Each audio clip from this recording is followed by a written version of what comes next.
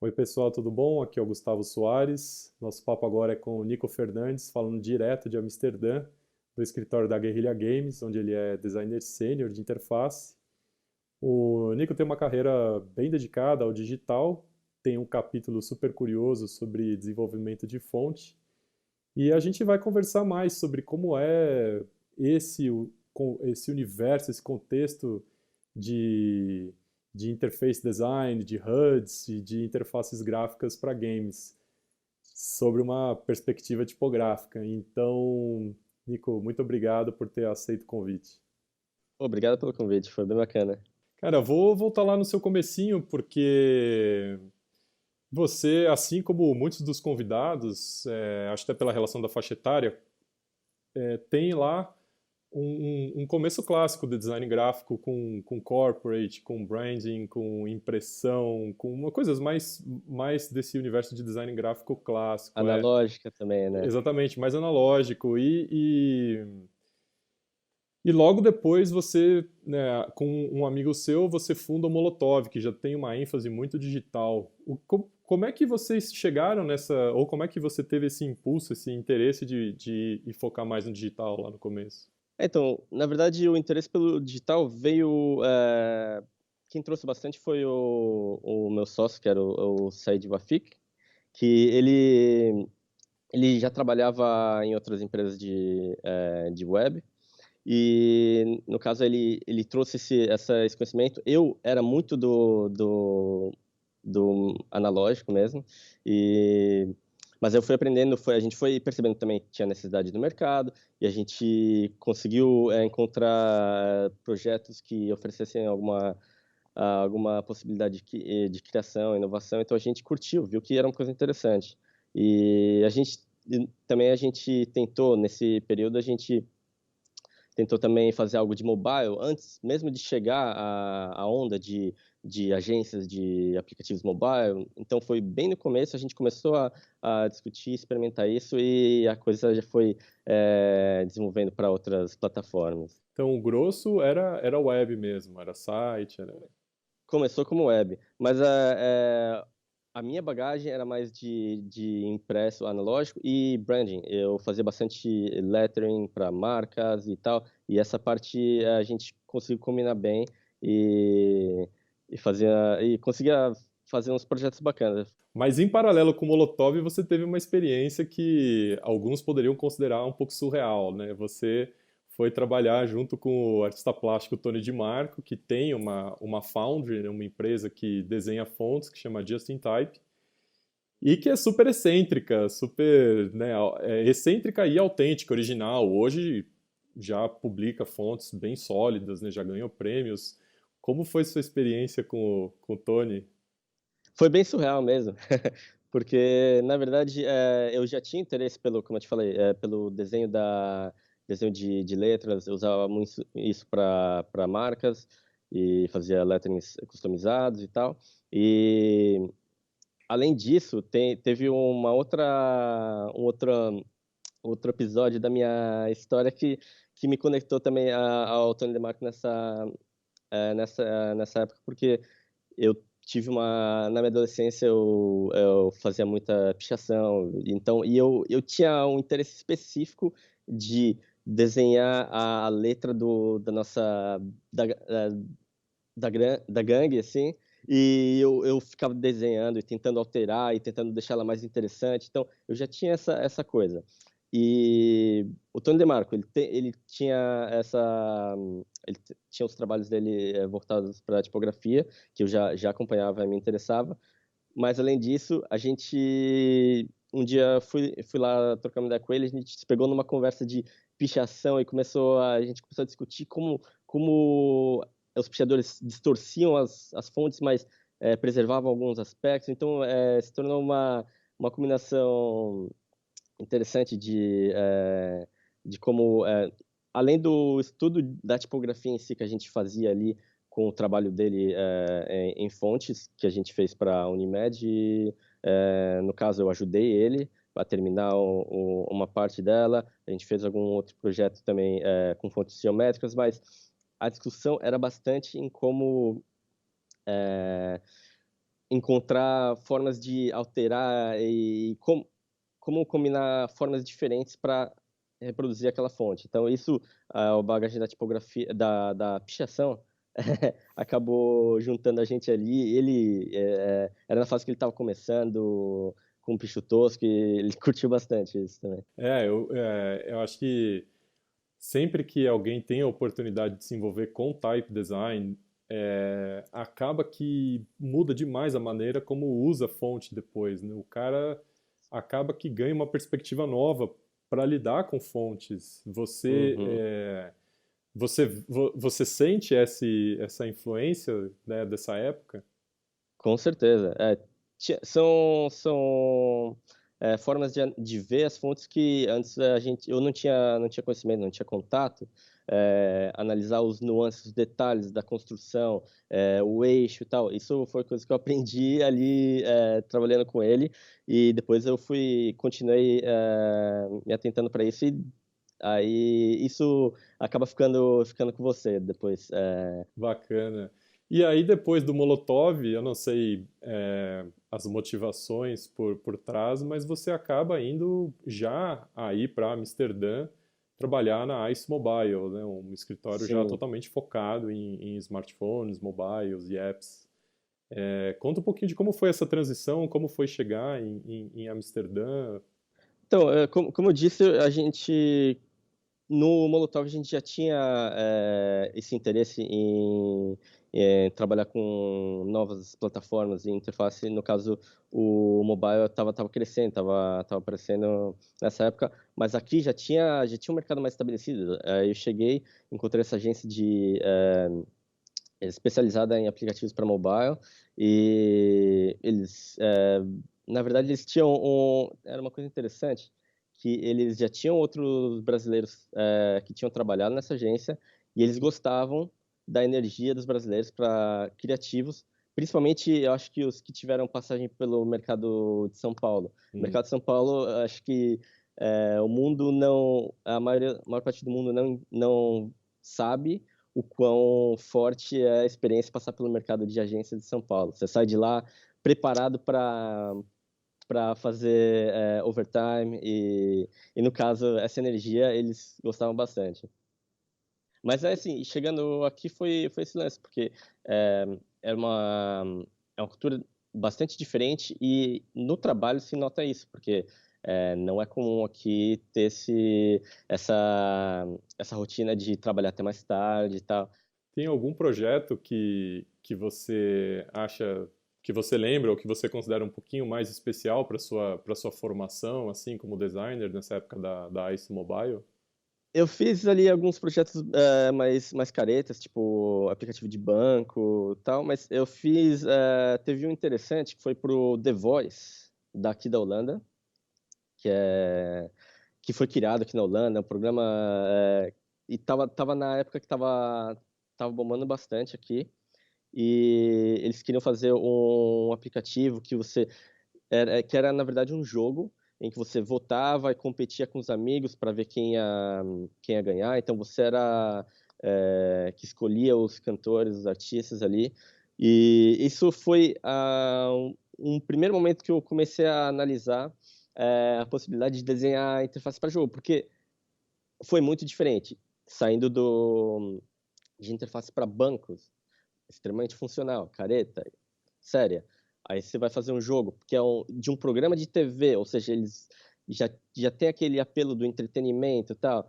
E aquilo foi interessante, eu percebi que foi bastante gratificante não ter que me preocupar muito com caretices, guidelines, e poder explorar de forma mais livre. E é essa reflexão nesse momento que te dispara um interesse para ir para procurar uma oportunidade em game design? Não diretamente, não disparou, mas quando esse sentimento, essa experiência ficou aqui dentro, aí quando surgiu a oportunidade de vir aqui para Guerrilla, eu lembrei disso e falei, pô, eu gostei da experiência, e aí achei que seria uma boa oportunidade aqui. E você cai na Guerrilha, tem uma entrevista sua no site da própria Guerrilha que é interessante, que você comenta, você fala, pô, eu não sou um gamer, eu não sou um grande jogador de jogos, mas eu sei fazer interface.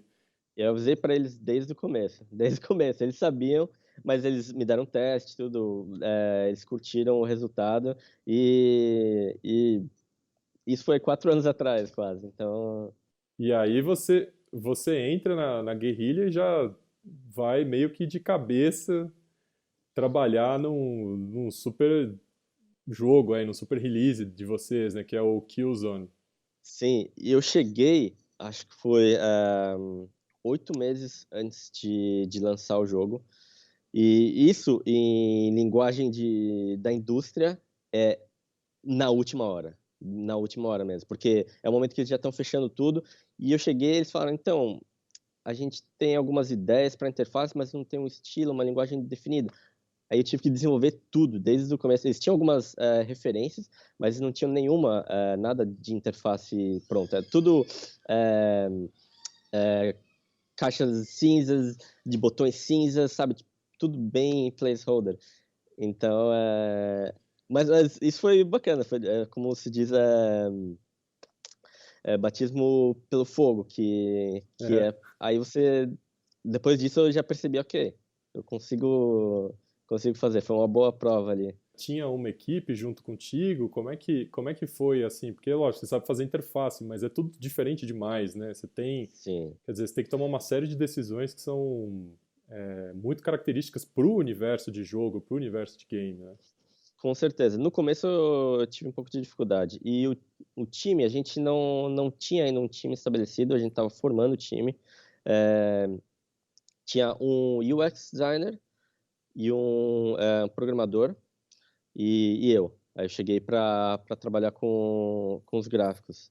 E o UX designer mesmo, ele tinha acabado de começar, ele tinha 2 meses, 3 meses de trabalho. Então não tinha também muito trabalho, muito conteúdo ali para mim.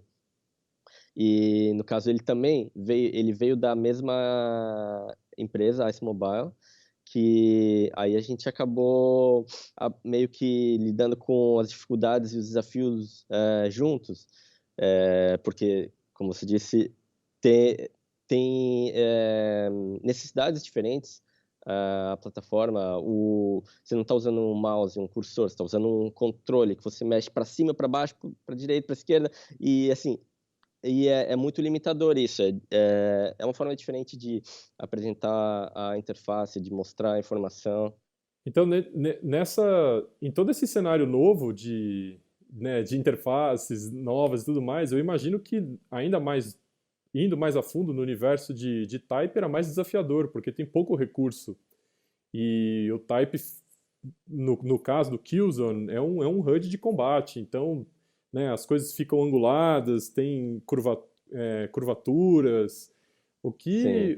O que você lembra que foi mais desafiador assim de compreender? O mais desafiador foi eu me desapegar aos detalhes, aquele cuidado que eu tinha antes com o uso da fonte, que eu aprendi, aquele aprendizado ali com o Tony DeMarco, por exemplo, que chegando aqui você se preocupa com a legibilidade, com a clareza do uso da fonte, mas de repente chega aqui, eles pegam, colocam em perspectiva, colocam no curva, na HUD, então assim, você começa a entender que o uso da fonte não tem aquela importância na visão dos diretores de arte da indústria. Eles não estão acostumados a lidar com isso. Então, foi uma coisa que, ao mesmo tempo, eu tive que me desapegar, mas também tentar aos poucos deixar claro para eles que as decisões que eles tinham de tratamento, de fazer umas fontes brilharem e tal, acabavam impactando na leitura, no uso da informação. Então, foi uma coisa que a gente teve que encontrar um equilíbrio aqui. Bom, aí você termina essa fase de Killzone, né? O jogo tá lançado, tá aí, tá rolando e já vai se envolver com um lançamento de um outro jogo que ainda vai acontecer em fevereiro de 2007, 2017. Exato. Sim, sim, no final de fevereiro. Não sei o quanto você pode falar também desse jogo, mas ele, pelo que eu pude ver dos trailers de gameplay, das apresentações na E3, tem um antagonismo que é muito interessante pensando nessa perspectiva do mood, do ambiente, porque o Killzone, ele é tecnologia, tecnologia. Então ele vai futurístico e ele tá tudo bem resolvido. E o Horizon, ele tem dois pontos de vista que eu imagino que tenha sido super difícil de resolver, que ele vem com uma coisa de tecnologia num cenário, num ambiente super tribal, né, ancião, homem das cavernas. Uhum.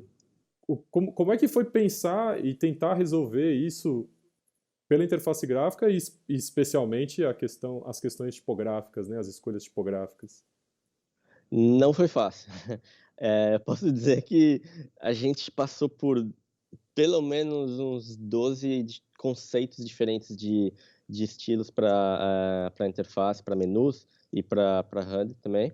E nesse processo a gente experimentou diferentes combinações de fontes e pelo menos uns 3 momentos que a gente alterou ali a combinação. Então, no total, a gente usou umas 6, 7 fontes diferentes ali para experimentar. E, mas foi difícil encontrar alguma que se comunicasse com esses dois universos, né? Mas a gente acabou encontrando uma solução que atende as situações ali que eu posso falar um pouco, porque não é nada muito secreto, já foi mostrado algo, pelo menos a partir das fontes, mas a gente teve um cuidado, a gente encontrou uma fonte, por exemplo, que a versão, eles tinham vários estilos, a versão expandida funcionava bem como para o lado mais Homem das Cavernas, mais tribal, e a versão condensada ela funcionava bem para a parte mais tecnológica. Então, assim, isso foi uma solução que foi interessante e se encaixou bem ali na nossa interface. A gente usou a condensada fina para a interface, porque aí tem um aspecto mais tecnológico, mais refinado. E ao longo desses processos, dessas trocas, eu imagino também que vocês vão tendo essas entradas da experiência de uso, dessas demandas, dessas necessidades de jogabilidade, e isso vai começar a te disparar já uma série de questões. Bom, eu preciso de uma fonte que vai se comportar assim para cá, uma que vai se comportar assim para cá. Pensando, observando esse universo, e eu acho que responde de maneira um pouco clássica também, a gente teria um type mais que a gente chama de display, que geralmente é o que dá aquela temperada maior, aquele que fica em poucas palavras, mas fica grande, Uhum, nos tem títulos, nos headers. nos títulos, nos headers, depois uma tipografia de suporte, que é essa que tem que render em textos menores. Como funciona essa seleção toda, ou pelo menos como você costuma fazer esse processo, as coisas que você costuma considerar? Então, na verdade, como eu falei, a gente passou por algumas, algumas tentativas de combinações de fontes e a gente tem sempre uma direção de arte bastante clara que eles pedem que tenha, no caso do Horizon, que tinha que trazer esse lado tribal, essa característica tribal e ao mesmo tempo que a gente tenta fazer isso de forma coerente, focando na legibilidade, na performance da fonte, os diretores de artes aqui, eles estão, e da indústria, eles estão acostumados a, a fazer puxar o extremo, aquele limite da imersão. Então, assim, eles não têm receio e não estão acostumados a trabalhar com nuances. Eles não têm receio de ir além e fazer algo mais extravagante, porque aquilo acaba complementando a imersão do jogo. Então, isso é uma mentalidade diferente que acabou influenciando a gente na hora de escolher a fonte. A gente teve que abrir mão de fontes que a gente achava que o design era bem mais refinado e com soluções mais que agradavam mais a gente, designers, mas a direção de arte, não, eles queriam algo mais que tivesse mais alinhado, mais forte com a temática do jogo. A gente falou do processo da seleção de fontes e dessas questões que te ajudam a escolher qual fonte vai, uma certa prioridade para as fontes que têm um bom suporte linguístico, um bom desempenho em tela, todas essas questões que a gente falou.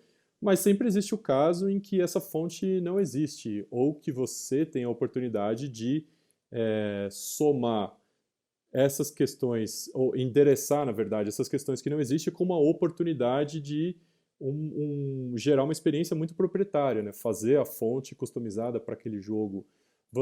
Como você vê isso aí na Guerrilla, né? Você já vivenciou isso? Você já tiveram essas conversas de desenvolver fontes para os jogos? Sim, principalmente quando você lida com temas bastante específicos, como um estilo tribal. É, é difícil você encontrar uma fonte que tenha essa essência e que tenha um character set completo, tenha todos os requisitos que a gente precisa, né? Então, sim, surgiu a ideia de encomendar uma fonte. Mas aí, no caso, a gente acabou esbarrando em outro problema que é bastante inerente do ciclo dos projetos, que eles são ciclos de projetos muito longos, que acabam levando uns 3 anos, no caso aqui 5 anos, e é complicado que para que a direção de criação decida de tão antes, de forma antecipada, como eles querem a fonte e se comprometam até o final, porque é muito baseado na iteração e o estilo, a criação, toda a temática evolui ao longo do projeto. E se eles se comprometem com um projeto de fonte que custou é, um, um X bom mil dinheiro ali, dólares aí. e, e eles têm que ficar presos àquilo lá, eu acho que é algo que eles não sentem muito confortáveis de tomar essa decisão. É uma situação.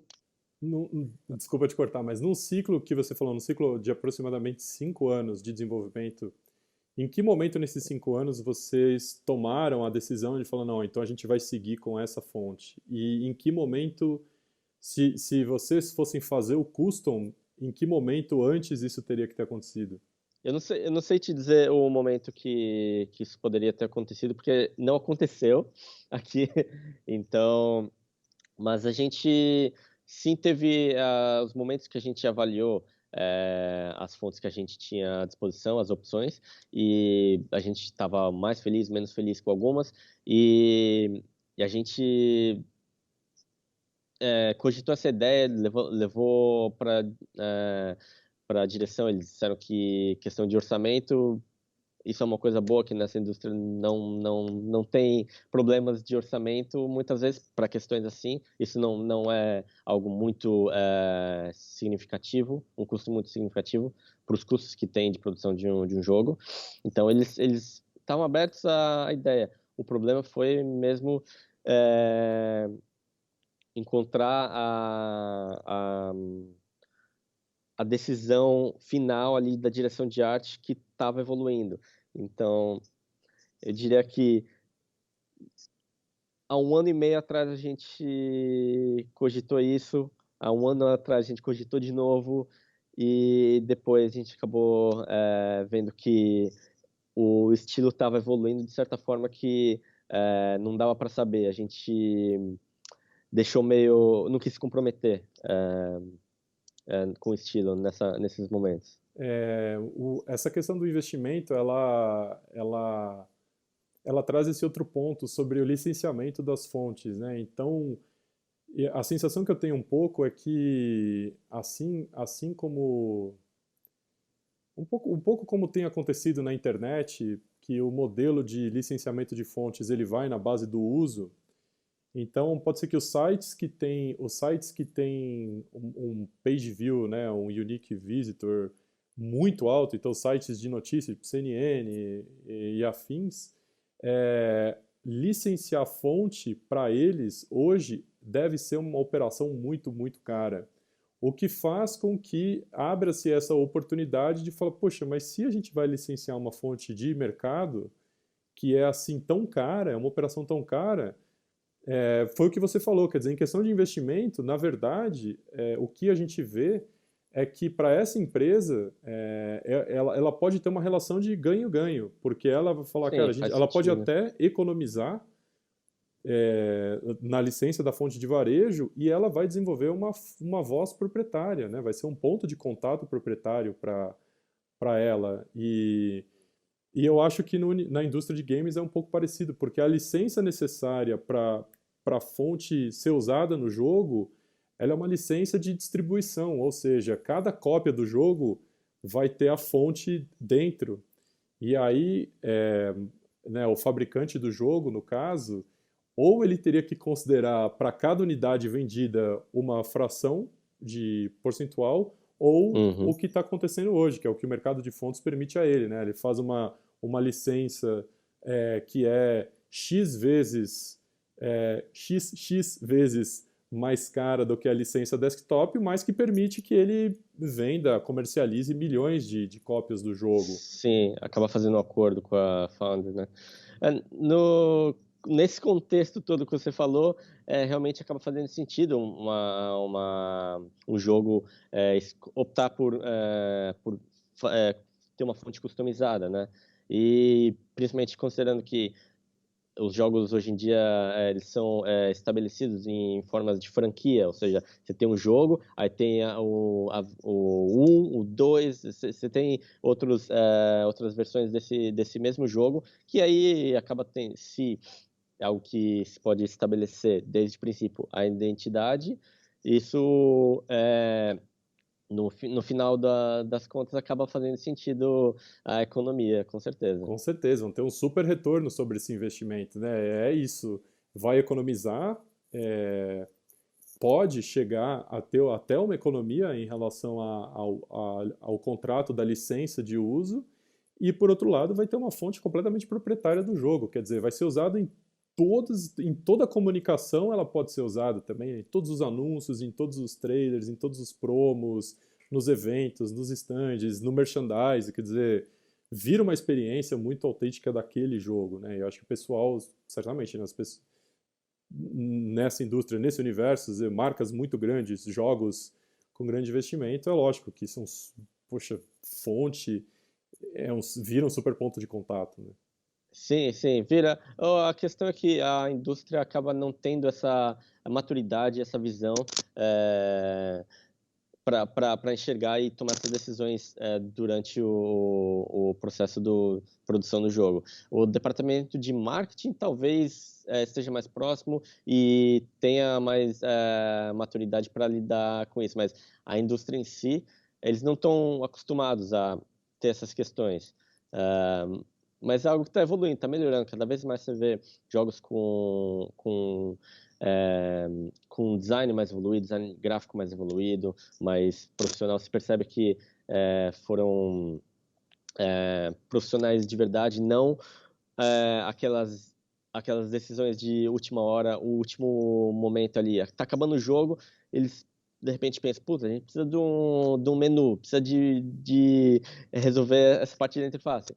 Então, aí eles acabam chamando um concept artist, que é um pintor, um ilustrador, para fazer isso. Então, isso era o cenário antigamente, hoje em dia já está bem mais profissionalizado e estão com times de profissionais cuidando dessas coisas. Como a gente tem aqui, a gente é em 2 UI designers e 2 UX designers e 2 programadores no nosso time.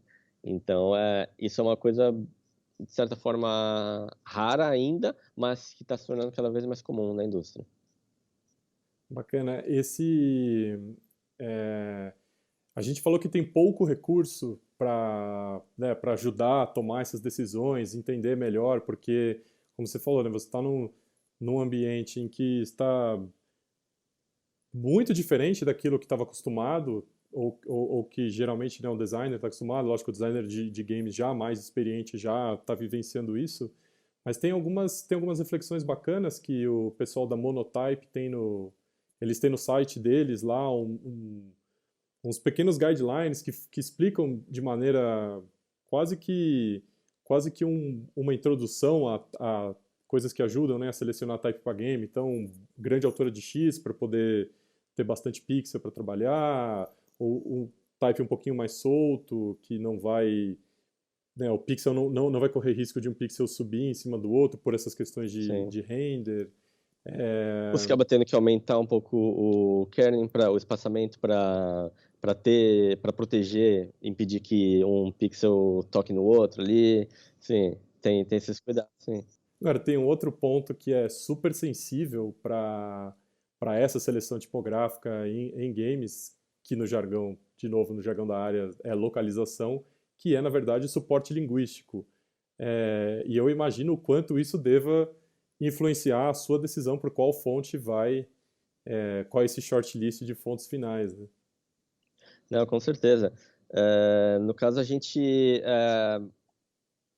tende a filtrar já logo desde o começo as fontes que não têm o character set completo o suficiente para atender às necessidades. Porque a gente sabe que em algum momento no projeto a gente vai ter que lidar com essas questões de localização e quanto menos a gente precisar depender das fontes default do sistema, melhor. Tem casos que a gente não tem escolha, que é um japonês ou o Oriente ou árabe. Então, são coisas que eu particularmente não tenho capacidade de escolher ou de controlar essas decisões de fontes. Mas, então, a gente acaba caindo na fonte de sistema. Mas, no caso, o latim, a gente tenta, as fontes do latim, a gente tende a escolher as mais completas que podem abranger a maior parte das regiões possíveis. Você falou da fonte de sistema, eu acho que é válido comentar que eu descobri recentemente aqui, pesquisando qual seria o sistema que roda no PlayStation e PlayStation, sim. estava curioso para ver qual fonte era aquela. E para minha surpresa, é uma fonte que foi desenhada pela Monotype, numa equipe que foi liderada pelo Akira Kobayashi, e tem inclusive no site lá da Sony uma entrevista com o Akira Kobayashi explicando um pouco mais que eles queriam uma coisa entre a Helvetica Neue e a Frutiger, inclusive o fallback dos produtos da Sony são Helvetica Neue, então se não Uhum. carregar a SST, que é o nome da fonte proprietária, vai cair na Helvetica. E é curioso, assim, é um projeto super complexo e o que mais me chamou a atenção é esse ponto, né? Sony, mercado super global, então a fonte tem um suporte linguístico para 93 línguas. Yeah. É muito grande, é muito ambicioso. A gente falou, você, na verdade, comentou rapidinho sobre imersão, tá? Essa coisa, dessas decisões que vão para imersão. Acho que vale a pena a gente agora mergulhar um pouco mais fundo nesse universo dos HUDs, que são essas interfaces combativas. Você falou dessa questão que existe entre o Killzone e o Horizon, em que você tem uma interface pensada para um jogo em primeira pessoa, em que é como se você tivesse. Um visor ali, sim. E você tem outro em terceira pessoa, que você está vendo o personagem lá. É, me fala de algumas interfaces que te chamam muita atenção, de serem muito bem resolvidas, de serem boas referências. Essa decisão de jogos de primeira pessoa usarem a HUD como se fosse um capacete ou um visor, é uma coisa que já vem de muito tempo atrás, desses primeiros jogos de tiro de primeira pessoa. No caso desses de terceira pessoa, existem soluções interessantes que trouxeram a interface, não deixaram ela no nível do jogador, mas deixaram no nível do personagem, que são, no caso, o Dead Space, por exemplo, que trouxe os menus e todas as informações estão ali no mundo como se tivesse para o personagem ver. Isso é o termo que se usa é interface diegética, que é um termo de narrativa, que fazer como na dimensão da história, na dimensão da narrativa. Então, isso é uma coisa que aconteceu que o primeiro que eu me lembro que fez de forma muito bem executada foi o Dead Space, e teve uma série de outros, mais recentemente o último do Batman, Arkham Knight, que também executou muito bem, foi na verdade uma evolução do que se tinha visto no Dead Space, eu diria. Eles já é muito, enfim, é muito comum ver que eu não sei como é que é essa discussão aí dentro dessa indústria, talvez para os um pouco mais puristas, um pouco mais românticos, mas é possível ver que já existe momentos em que você vai ter uma interface de imersão, momentos em que você não vai ter uma interface de imersão. Dessas de imersão que na pesquisa me chamou muita atenção foi o do Metroid Prime, que eram 4 HUDs. Acredito que na medida em que o jogo vai se desenvolvendo e você vai passando, né, de fases e vai se encaminhando para o final do jogo, você tem acesso a HUDs diferentes, cada uma com o seu. Então tem uma que é para termossensível, tem uma que é para raio-x, tem uma que é combativa que você começa. E acredito o quanto isso agrega na experiência do jogo, né, em que você está. Você acaba trazendo outra dimensão, outras mecânicas, né, com novas HUDs, sim, isso. Exatamente. E pro lado do designer, isso deve ser fascinante, porque, poxa, você não vai ficar só com aquele framework inicial e pequenas poucas variações. Você já vai poder ter como se fosse 4 frameworks, né, ou mais, que eu acho que é o que acontece hoje quando você vai ver, tem no Arkham Knight que você citou, né, você tá lá, quando é Batman, você tem uma espécie de HUD acontecendo. Quando você está dentro do Batmóvel, do carro, você tem outra. E assim por diante. E existe uma outro universo de interface, que aí já um pouco mais para jogos de PC, que são malucas, que é tipo o Warcraft, que acontece aquele universo inteiro, né? Inclusive no Warcraft o cara você pode desenvolver, né? É o excesso de informações também ali, né? Porque aí entra a diferença entre jogos de PC e de console. Console, você tá no seu sofá, a metros de distância da televisão, e então você precisa ter as fontes maiores, tudo precisa ter tamanhos diferentes com relação para ter uma leitura razoável. Mas no caso de PC, você está ali pertinho da tela. E, e além disso, tem a questão de você da interface física ser diferente, porque no console você está usando com um joystick para cima e para baixo, direita e esquerda, muito limitado. No PC você tem um mouse que te dá a possibilidade de você estruturar a interface de modo que ela aparece contextualmente, o usuário ele vai levar o mouse até onde ele quer interagir, então a gente tem esse input. Para console a gente não tem isso. É muito difícil saber para onde que o usuário está olhando, então você tem que expor o máximo de informação possível. Isso acaba também impactando em como você desenha a navegação. Você não pode sobrecarregar uma tela de informações, você acaba fazendo uma navegação com mais níveis, né? Então, no caso, isso é um aspecto que diferencia bastante os jogos de PC de mobile para os jogos de console. Os tablets.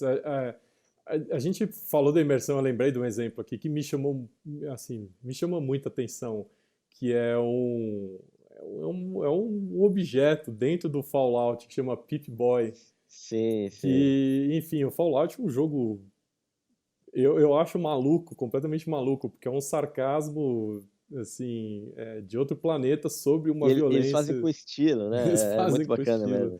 E o Pip-Boy ele é uma coisa que acontece ali, né, extremamente imersa, quer dizer, você quando jogando, você vai lá e vai mexendo nos botões e tal, e toda aquela interface monocromática e com uma estética dos anos 50, cara, aquilo É muito legal.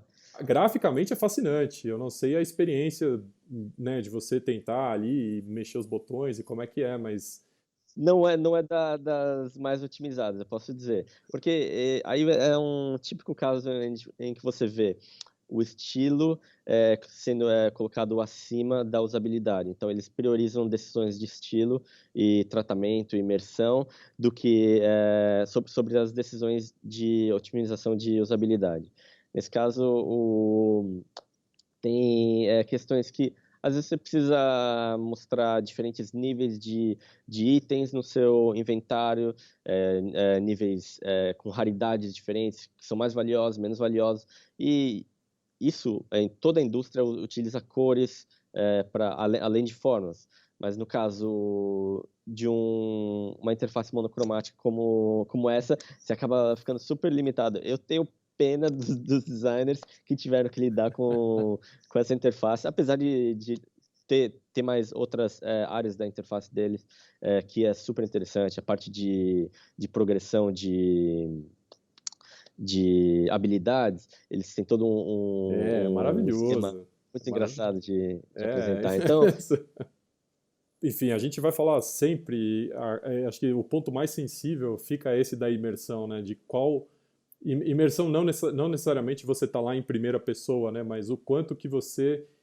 está completamente envolvido com o jogo e lá, né, dentro. E eu lembro de eu penso, eu vejo algumas interfaces que conseguem a imersão de um jeito que eu acho único, que é esse pessoal esses jogos de esporte, o futebol americano, o próprio FIFA, o NBA 2K, eles conseguem a sensação, né, a imersão de que você está participando do jogo muito através da interface, porque a interface é como o pacote de broadcast que os caras usam na transmissão dos jogos.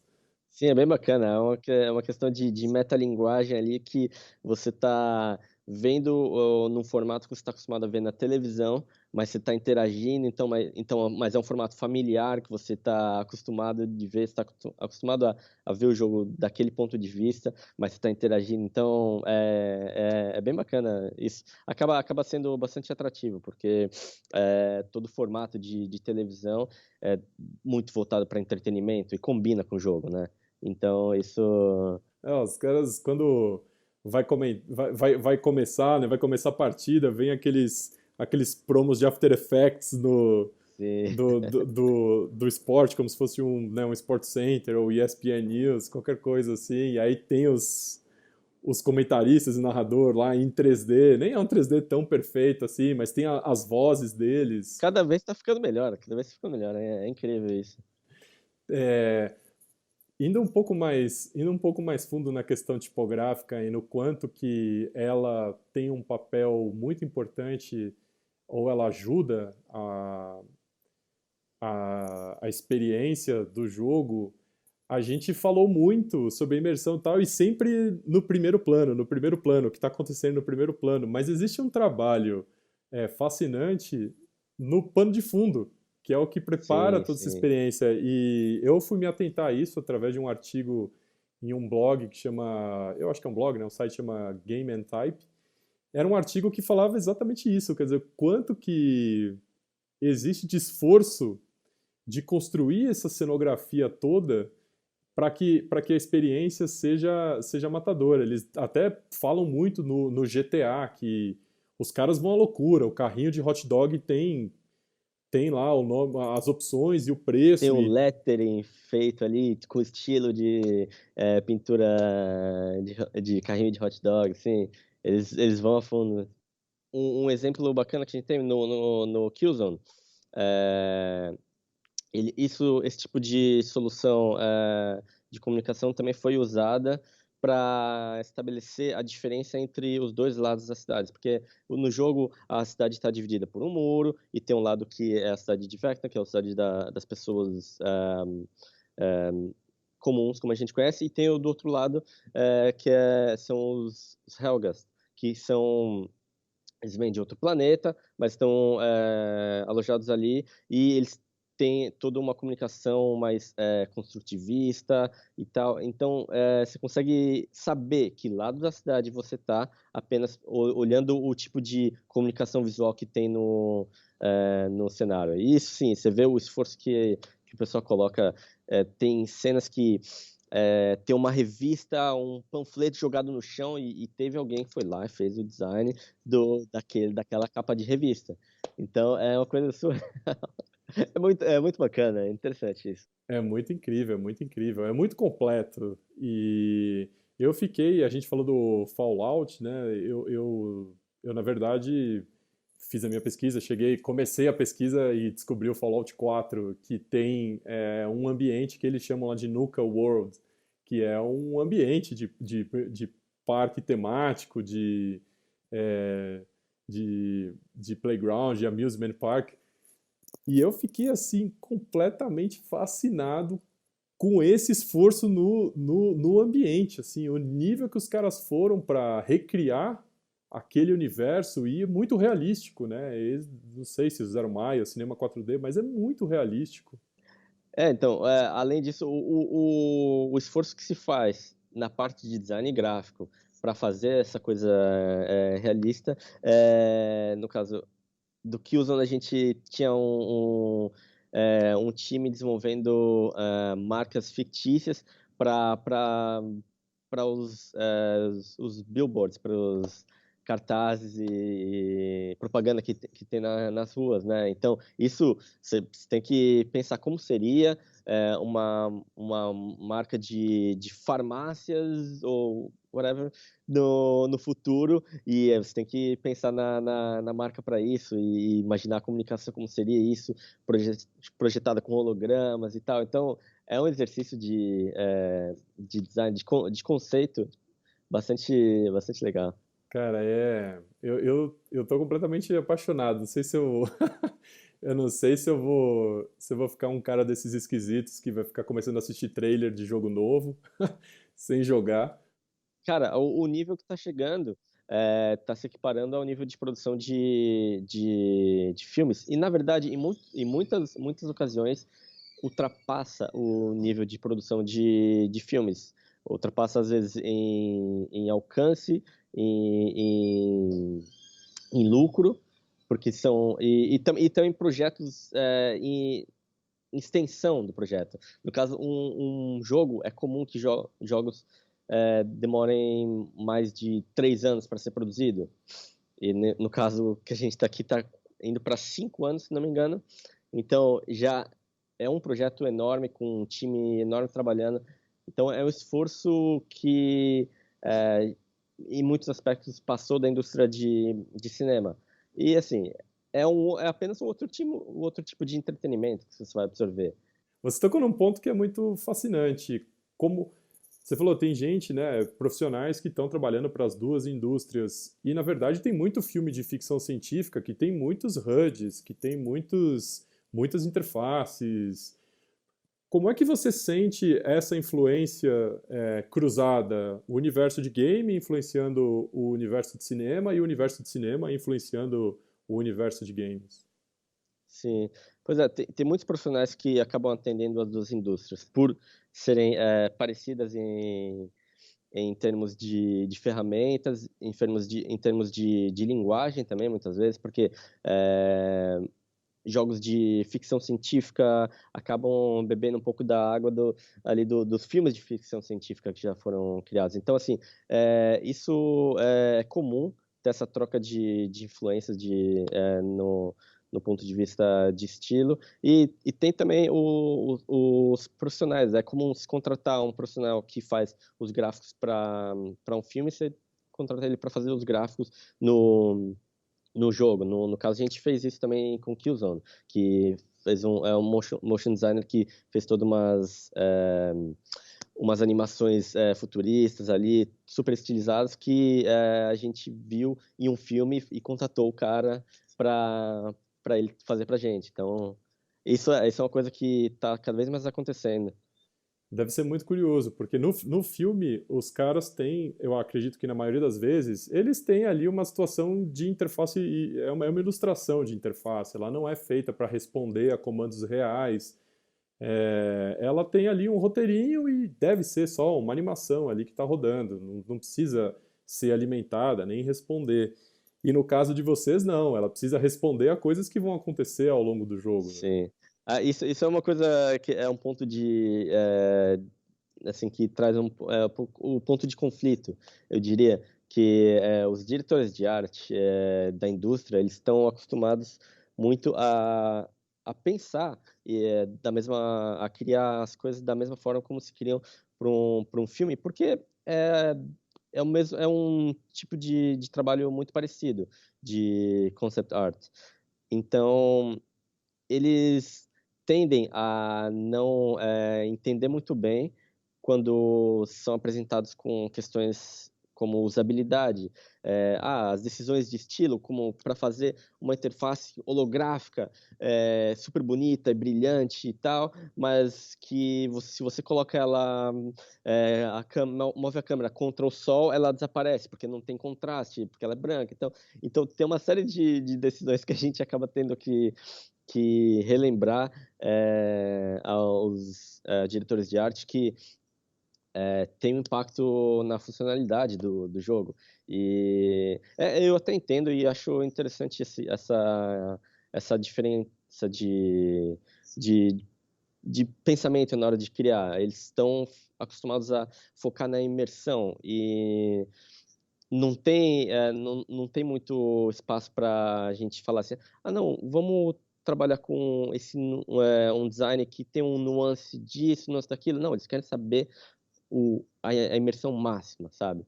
Então, é um exercício bastante bacana. Eu lembro da interface do Homem de Ferro 3, que tem bastante ênfase no filme. Ele tem vários, né, uma câmera na cara do Downey Jr., e aí tem todas aquelas informações rolando. Sim, imagina, ninguém consegue ler aquilo lá. Se fosse realmente pensado como uma interface para ser usada mesmo. Ninguém conseguiria entender as informações. É um monte de firula gráfica ali acontecendo que é animal, fica lindo de ver, mas para usar seria impossível, né? Eu imagino que seja isso mesmo, né? São soluções super inspiracionais, né? Os caras não têm tantos limites quanto vocês. E aí, pô, você vê, putz, olha como é que o cara resolveu aquela questão lá, ou como é que o cara resolveu aquela questão. Mas isso fica bastante interessante quando a gente traz a discussão para o universo de interfaces usáveis, que a gente acaba tendo que a gente absorve o estilo, a essência do estilo e tenta aplicar aquilo de forma utilizável numa interface. Então, é um exercício bastante interessante, porque você vê como é o processo para atingir a temática completa, mas você tem que adaptar isso, extrair aquilo eh, de forma funcional de um jeito que se encaixe com as outras interfaces malucas que tem no jogo. Porque no caso do Killzone, por exemplo, a gente tem também o menu que segue um estilo e você tem os gráficos que estão no jogo que são puras firulas gráficas, que são só para brilhar e tudo assim, não tem nenhuma funcionalidade, mas estão ali e foram desenhados para aparecer como interface, né? Isso é todo um universo que chama de Fantasy UI, é o termo para isso, na verdade. Cara, para concluir, eu vou fazer aí vou te provocar em dois pontos que são bem futurologia. Na verdade é um que é bem futurologia, Manda. que essa chegada de realidade virtual muito forte Uhum, sim. com os kits, com os óculos. Como é que você está vendo isso? Como é que você está vendo os jogos que já estão fazendo uso? É um nível de imersão que é um pouco assustador até, né? Sim. O da realidade virtual, na verdade, ele acaba sendo, em termos bastante próximo do que a gente já tem hoje em dia com os jogos, em que você consegue apresentar muito bem, com profundidade, todo o universo, o cenário dos jogos. E a diferença é que você está trazendo aquilo para. Você está fechando o usuário naquele universo, né? Então, mas o design ele acaba tendo algum impacto, principalmente quando você lida com a questão de movimentação. se você tem alguma informação, alguma tipo de interface diegética, por exemplo, que são diegéticas aquelas que são colocadas dentro do universo do jogo, e se você tem esse tipo de informação, você tem que fazer de uma forma que o usuário entenda que aquilo está no jogo, que ele pode ir ao redor, olhar, ou que aquilo vai girar para ele, assim, de forma que ele perceba que aquilo está no jogo. Então, é uma experiência bastante interessante. Mas ainda assim, não é tão diferente do que a gente tem hoje em dia nos jogos, nos termos de design. Mas quando você fala, por exemplo, de realidade aumentada, que aí sim, já é um outro nível, que não é tanto focado na imersão, porque na verdade é o oposto, é para você não ficar imerso no jogo, mas você está adicionando uma nova camada, um novo layer de informação ao mundo que você tem ao seu redor, o mundo real. Então, que aí acaba trazendo outras complicações, porque você tem a questão, você está lidando com a luz natural, a luz real, então você não tem a maneira, o visor tem que ser transparente, mas você tem que ver a informação e ver o que tá na sua frente. Então é bem interessante, na verdade. Esse é um desafio que eu tô querendo ver algum visor resolver é, de forma que funcione mesmo no universo, no mundo real. Tem uma paródia a isso que é do Keiichi Matsuda, que tem um videozinho que é um troço assim absolutamente assustador, Sim, né? Que pode rolar. Eu não duvido que em breve a gente tenha um cenário parecido com esse.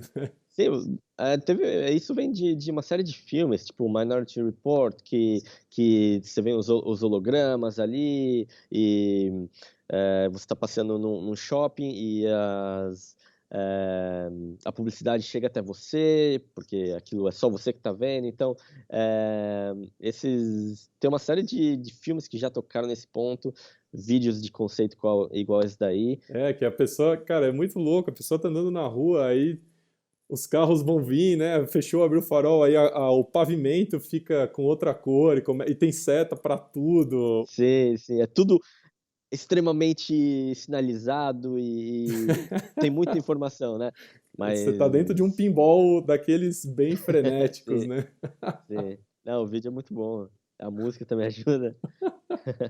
Cara, muito bom, Nico. Muito obrigado pelo Não, papo cara, e valeu.